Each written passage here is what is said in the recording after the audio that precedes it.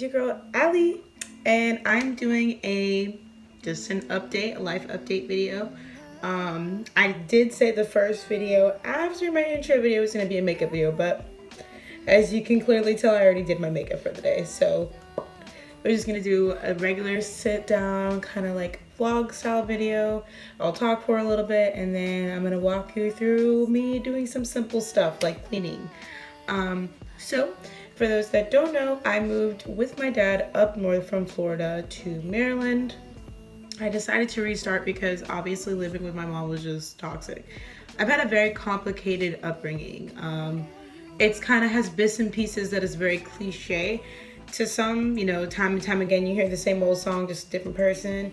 And then there's some things about my life that are kind of hard to believe because they're not things that really happen on the daily basis. So I'm just gonna kind of go over some stuff, talk about my past, talk about my present, and what my goals are for the future. So I had a very, like I said, complicated upbringing. I had my mom and my dad. They were together at some point. They broke up before I was born. They already separated, right after I was born. They tried to make it happen like when I was, I guess, still in her belly, but things didn't work out. That whole part I'm unsure about because I obviously wasn't here. I was too young to know what was going on, but it's just there's a lot of stuff that neither one of them have really talked to me about. And then the parent that did decide to talk to me about that stuff,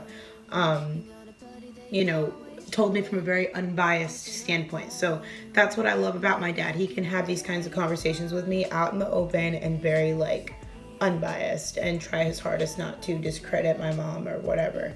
But he knows full well what I went through. He was aware of what was going to happen and tried his best to be there and support me, but my mom kind of stopped that from happening. So it is a very awkward situation, sometimes talking with him because it's this is the parent that I've always kind of dreamed of having, but never got the chance to. And now that I do, it's so surreal, we talk about things. And if we don't agree on something, we talk about it. We don't argue. So it's really weird to be in a position where I'm not in an abuser's, that's what my mom was, a mental abuser. So to be in, the presence of someone who's not an abuser is weird for me in a way. Because we actually talk things out. So ever since I got here, he's been fully supportive of me streaming on my days off. Even before I got this job, this part-time job, he was supportive of me doing it, which I did. I would stream and then set aside time to find work. And then when I wasn't doing that, I was working on my other stuff. So I'm still trying to do all of the things that I put my mind to. For example, I still do art. I still do crochet. I still make time for Kaden. I am still writing on my book. I'm still writing poetry. I'm still writing personal stuff. I have a diary that I keep where I write affirmations and things like that. So I'm still keeping up with that stuff. Is it hard to do? Yes, because at the same time, I'm trying to manage a long distance relationship that I'm very serious about. So all that stuff is really hard. However, I've come a long way. I had a very, very, very dark couple months. June, July, and August were very toxic months. Now that we're here in September, things are kind of getting a little better for me. I feel the ball rolling, even though it's very, very slow and it's a process and it's a lot of change. I do feel it. Shout out to all my friends and followers and supporters that have really helped me through this. Especially financially, those that have tipped me or donated to me to help get me through up to this point. Thank you, because now I'm here and I plan on repaying a lot of people back, whether they told me not to or not. That's just what I plan to do. My next few steps for the future, based on where I'm at right now, is hopefully to get full-time at this job. If not, I'll have to find a second job in tandem with streaming and my personal life. That's going to be difficult. But right now the goal is to save up so I can get a car in the spring and hopefully have a place, if not by the end of next year, spring of the following year. So that's the plan. My 2-year plan is just saving, getting my finances up, investing. I used to have stocks. I used to have Bitcoin, and I actually had to dip into all that when I ran out of money. So I'm trying to rebuild my life here. While still growing the stream and all of my socials. My Instagram got hacked a year ago. or like 6 months, 8 months ago, however long it was, almost a year ago. And that was a huge change for me, but I put all my energy into TikTok, and that's how I grew my account from an account that had 50 followers to now 1,000, and I'm able to stream on there as well. The internet here has not been the best. I think a lot of you know that. If you've been in my streams recently, it's been cutting in and out. My father and I are trying to work with his ISP, internet service provider, to figure out why that is. He pays a lot of money for both cable and internet, and for whatever reason, we're not really getting good uptime. We get really great download speeds, but the upload speeds are really terrible. And this area has very slow connection internet-wise everywhere. So we're trying to figure out why that is. That kind of sucks for me because I'm used to streaming at such a fast bit rate and really good uptime and really good stream quality. So that's a huge challenge for me right now. But I look at it like it's just another obstacle in my path, and I'm just pushing through it. I figure, hey, if I can't do this, I'll do this. If I can't do that, I'll do this. Like, I am very much a fixer, and I don't want to get back to that dark place of being depressed. Did it help me? Yes, it did, but I don't want to be there voluntarily. I want to make the most of every moment of my time. So those are some things that has happened, and I plan to happen, and is happening right now. And I'm just trying to push through all that. So let me go show you around. So this is the kitchen. It's not really, you know, huge. Dad was renovating the house whenever I first moved here. This is the bathroom. It's pretty small. Nice little view though of our backyard. It's really pretty out. The sun just came out. But it's the backyard. Here is the living room. Well, the living room's over here. Then my dad's room is upstairs. But yeah, it's pretty nice, you know, neighborhood. Very, very nice. My room is a total mess right now. I don't really have anywhere to like put Caden's toys and stuff, and then like my clothes, even though they're clean, they're still in the luggage. So there's my bed. That's where I stream usually. My little thing. I wanted to put the computer thing here, but it was like way too small. It's a bookshelf, but I've turned it into like a dresser thing. I plan on going on Amazon and buying something that's like a dresser. That's what I plan on doing, because I want to make it more, you know, roomy. I don't want to get too comfortable because he's given me 2 years to kind of fix my life and restart. The goal is to find an area over here where I can move and feel comfortable and safe and it be affordable. So that's why I say, like, right now I'm focusing on my finances, but as much as possible I'm still trying to post, I'm still trying to be active. Like right now the internet crashed, okay, boom. I've been waiting to do a video like this, you know, a vlog or whatever, so why not do it now? I already made breakfast. I meant to record that and I didn't, so maybe I'll save that for like a day in the life video or something, but you can watch me clean, I guess. So when I clean the bathroom, it's pretty simple. Because it is a smaller bathroom, I just use a microfiber rag. It's like one of the best things you can use because it dries very easily and it's very it's not so hard and rough on you know, the porcelain. Even the porcelain's like really hard. It doesn't damage it at all.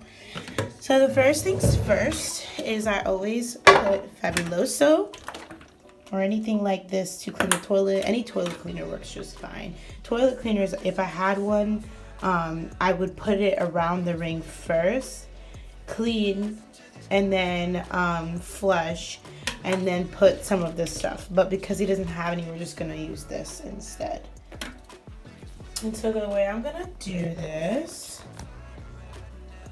is I'm going to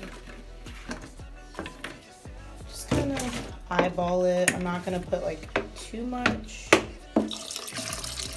Just a little bit like that. Let it sit there for a bit, and then go in cleaning.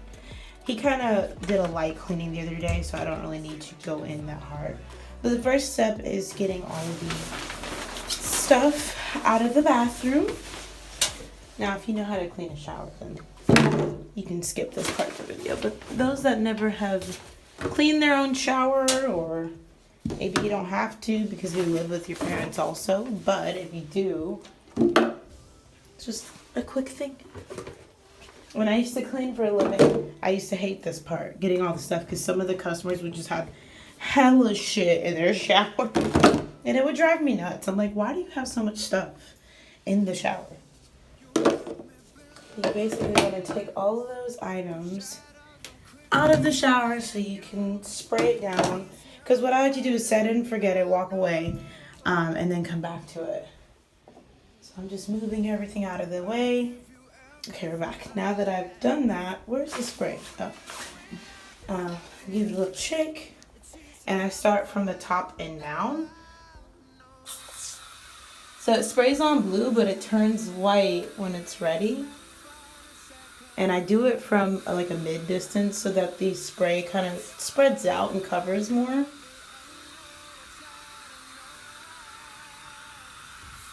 I spray heavily on corners and like parts where I see soap scum or mold, anything like that. And the stuff is strong. I recommend wearing a mask. I'm not practicing what I preach by any means.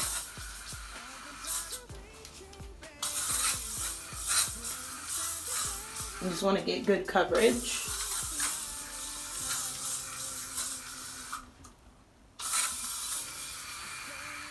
Alright, that's enough. I'm going to step out of here because the fumes are intense.